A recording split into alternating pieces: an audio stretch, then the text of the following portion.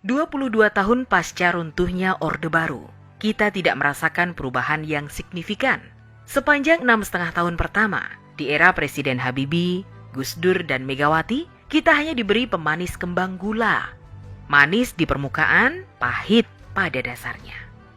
Masa transisi itu sulit dilalui, karena sejatinya hanya segelintir orang yang benar-benar mau berubah dari kemapanan hidup dengan cara siluman. Setiap bangun pagi, nafas kita hanya diisi oleh barang-barang bersubsidi.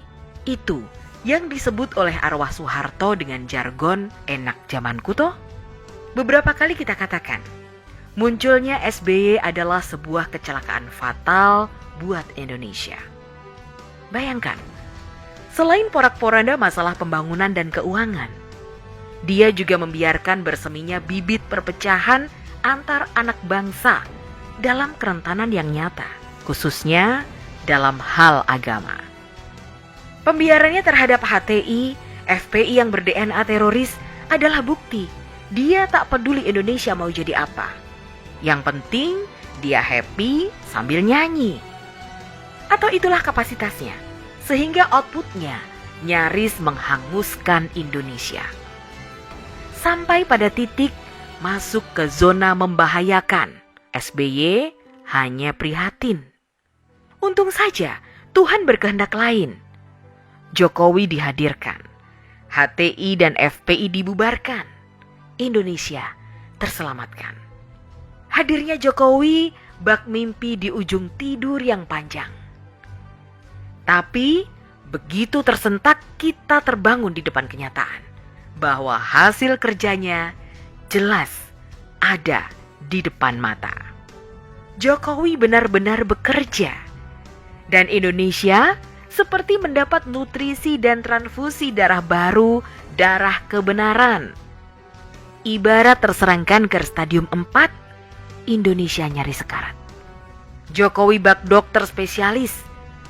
Dia mengenal anatomi Indonesia.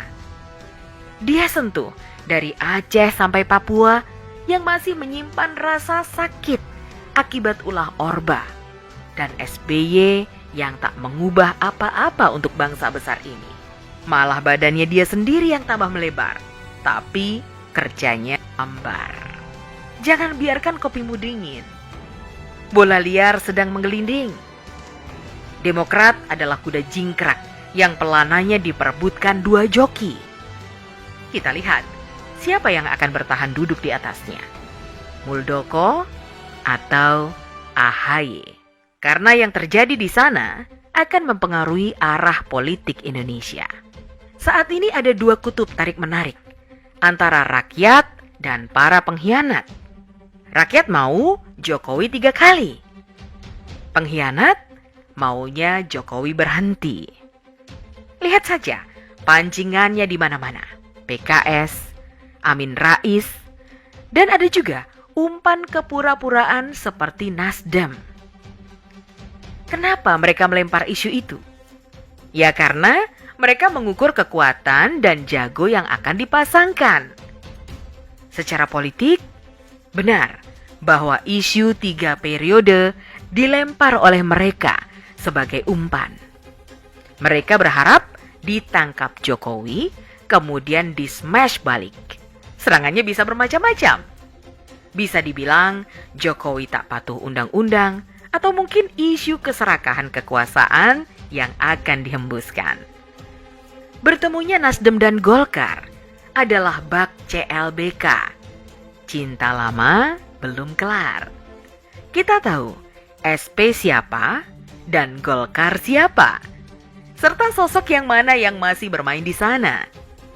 Tentunya yang jelas masih ada JK. Politikus tua dan kawakan yang kondisinya sedang dipergunjingkan dengan isu macam-macam ini tidak akan berhenti sebelum mati. Jokowi sudah beberapa kali menolak isu itu. Dia tidak mau. Manusia yang patuh akan kebenaran ini tidak mau melanggar akhlak politik. Apalagi memaksakan akhlaknya untuk sebuah kekuasaan. Pertanyaannya, kalau Jokowi tidak mau, walau jelas figurnya masih sangat diperlukan Dan itu bukan asal-asalan, karena rakyatlah yang memintanya. Jadi, Pak Jokowi tidak harus merasa dijerumuskan. Bagaimana kalau kelak hasil kerjanya dihancurkan para buaya yang kelaparan? Karena selama Jokowi memimpin, mereka susah menelan tangkapan yang selama ini mereka santap beramai-ramai. Mereka menyantap APBN, APBD, sumber daya alam, BBM, ikan laut, dan seterusnya. Apa tidak sia-sia jerih payah membangun jatuh bangun selama 10 tahun mau diserahkan ke penyamun yang sudah lama manyun? Bagaimana Jokowi punya perasaan dijerumuskan?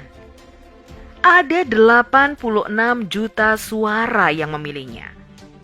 Dan saat ini, dengan kepuasan kepemimpinannya, bisa lebih dari 100 juta orang yang pasti mendukungnya, insya Allah. Tapi ini bukan lagi soal didukung dan tidak didukung. Ini masalahnya ada pada Jokowi yang sudah beberapa kali menolak dicalonkan lagi. Pertanyaannya dan lagi-lagi pertanyaan, siapa yang akan menggantikan? Kita tidak ada harapan kalau menunggu partai yang mengusung. Apalagi dari calon yang digadang-gadangkan. Apa yang bisa kita harapkan dari mereka? Belum lagi, sebagian dari mereka masih ber-DNA Orba dan harum cendana. Tapi apa mau dikata, kalau Jokowi tak bersedia? Kita tunggu sinyal Jokowi dan bagaimana Demokrat disikat. Di sana ada Muldoko, ada juga Gibran sebagai kuda hitam, tapi memberi harapan. Indonesia di ujung masa transisi. Sayang kalau pondasi yang dibangun ulang Jokowi diestafetkan kepada pencuri.